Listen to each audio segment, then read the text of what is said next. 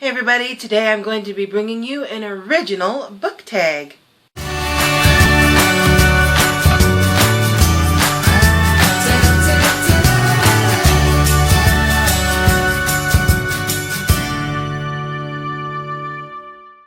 So this is my first time creating an original book tag. I wanted to create something kind of along that Sherlocky type theme, going along with the Herringford and Watts series by Rachel McMillian. So I wanted to kind of create a book tag following that theme. Now I did look up, there is a murder mystery book tag, but it's more CSI related than it is Sherlock related. So as far as I know, this is an original Sherlockish themed book tag that doesn't have to do with the BBC TV show Sherlock. So I created the Guide to Murder book tag, and this is a Sherlockish themed book tag. Now the reason this is a Sherlock book tag is because it is mentioned quite a bit in the Bachelor Girl's Guide to Murder, as the Sherlock book series is a huge inspiration to Miranda Herringford. So here we go with the questions. These are going to be catchphrases, phrases, or places or people from the Sherlock kind of world, with a book that you would choose to kind of match that theme to go with these questions. Question number 1 is the dynamic duo. So like Sherlock and Watson, they are the dynamic duo. They balance each other out. They have a great working relationship. So this question is, who is your favorite fictional friendship duo? And for this, I am actually going to choose Gemma Watts and Miranda Herringford from the Herringford and Watts book series. I really like the way these two girls interact so far. Gemma seems to be trying to keep Miranda down to earth and try to keep her from doing anything extremely dangerous, like getting themselves killed or arrested. And it's just kind of fun to watch Gemma try to attempt to do this. And at the same time, Miranda is kind of pushing Gemma out of her comfort zone and out of the constraints of society. So it's really fun to see how these two girls kind of balance, hold back, and push each other. Question number 2. 221B Baker Street. Which is your favorite fictional setting? So I chose Middle-earth by J.R.R. Tolkien because no matter how many times I watch or read, I need to revisit Hobbiton and Rivendell, and just everything is Middle-earth for me. So favorite fictional world overall, in just hands down, is Middle-earth.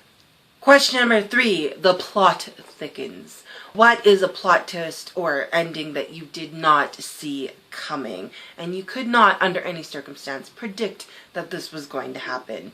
And for this, I chose Revolutionary by Krista McGee. Didn't see that coming, didn't want to see that coming, didn't want it to happen, but it did. So I chose Revolutionary by Krista McGee, and I'm not going to give any more details about it because it is the 3rd book in the trilogy and it pretty much spoils the entire thing. So you gotta read this book. It was great. Question number 4, a murder most foul. Pick a book with a death of a character that you didn't see coming. And for this, I picked The Calling by Rochelle Decker. Again, not going to go too much into it because it is a spoiler, but it happens really early on in the book. Didn't see it coming, almost didn't even realize it happened until it happened, because I thought they were going to be able to stop it from happening. But yeah, didn't see that coming and was really crushed when it did happen. Question number 5, Elementary, my dear Watson. Pick a character of the book that was either a brilliant-minded character or a brilliantly written character. And for this, I picked Julia from Codename Verity. I believe Julia is her name. I was trying to look up her name. I keep wanting to call her Verity, but it's not. That's her code name. But Julia, or Julie, from Codename Verity by Elizabeth Wine, was just a brilliantly written character, and she was also extremely intelligent and able to kind of keep everybody guessing. And the way the book ended, I thought that she was a coward and giving in and giving everybody what they wanted, but in reality she was protecting everybody till the last moment, and she did it so well, and I totally didn't even realize what she had done until like the aftermath of this book. So it was really, she was just a brilliantly written character and just a really amazing character to read and to kind of get to know. Question number 6, Justice is Served. Pick a book or series that ended leaving you satisfied, either a standalone or a book series that wrapped up in this completely satisfying way that didn't feel like anything was left out, and it just ended perfectly. And for that, I chose The Lunar Chronicles by Marissa Meyer. Winter wrapped everything up so well. I haven't yet read the novella Bind Up Stars Above, but I absolutely love the way Winter ended and how everything was so wrapped up and completed, and there was still room for more to happen afterwards, but you were still left extremely satisfied at the end of this book series. So The Lunar Chronicles by Marissa Meyer. Well done. Question number 7, the Arch Nemesis. Now there is always that brilliant evil mastermind villain behind every good detective story. So for this question is to name a fantastic or brilliant villain that just brings so much to the story.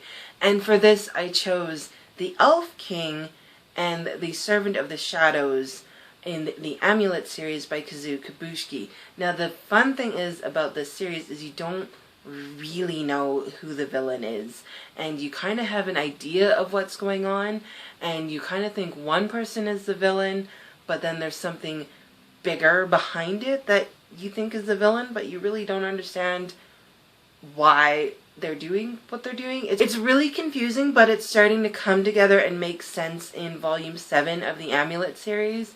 So I'm really interested to see where this is going and who that villain really is going to be in the end. Question number 8, just basically run. Now, there's a lot of running involved in any kind of detective story because you're either running for your life, running because you're excited, and if you are a BBC fan, you know that there's a heck of a lot of running in a lot of BBC shows. Just if you are a Sherlock fan, John and Sherlock do a lot of running. So for this question, choose a book that you simply couldn't put down, that you had to keep going, you had to push through, and you had to find out how this book was going to end. And for this, I chose The Beastly Bones by William Ritter.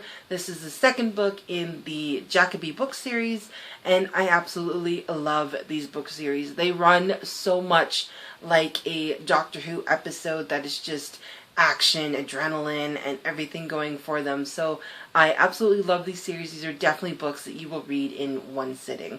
And for number 9, using your connections. So in The Bachelor Girl's Guide to Murder, Miranda and Gemma have a couple of street connections. As well, in any Sherlock version, there is a network of homeless system street connections that Sherlock uses. Even in Jacoby, Jacoby's got his own paranormal connections. So in using your connections, tag somebody you know. So for this tag, I'm going to be tagging Felicia at a Little Prairie Library because I know she's read Bachelor Girl's Guide to Murder.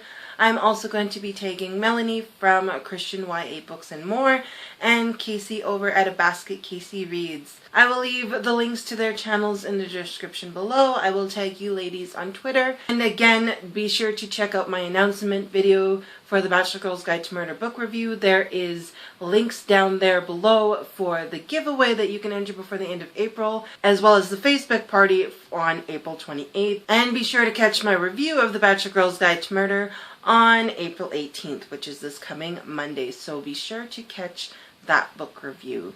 So as always, guys, thank you so much for watching, and I'll see you next time. Bye!